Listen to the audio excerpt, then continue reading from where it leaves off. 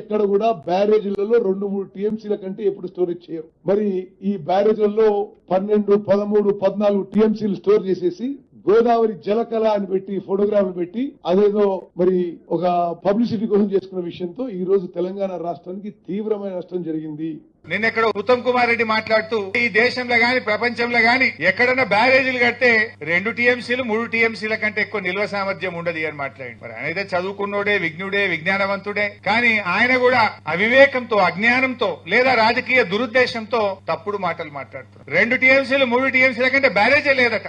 మన దేశంలోనే గంగా నది మీద ఫరక్కా బ్యారేజ్ 30 టీఎంసీల సామర్థ్యంతో ఉన్నది. దాని డెడ్ స్టోరేజ్ 7 టీఎంసీలు ఉంటది ఫరక్కా బ్యారేజ్ లో. వీళ్ళంటారు మేడిగడ్డ, అన్నారం, సుందిల్లా 7 టీఎంసీలు, 6 టీఎంసీలు కెపాసిటీని ఎట్లా కడతారు? 2-3 కంటే ఎక్కువ ఉండదు అన్నారు. ఇవాళ చూస్తే ఒక్కటి కాదు, అస్సాంలో సంకోష్ బ్యారేజ్ 15 టీఎంసీల సామర్థ్యం. అదే విధంగా వెస్ట్ బెంగాల్ లో దుర్గాపూర్ బ్యారేజ్ 20 టీఎంసీల సామర్థ్యం.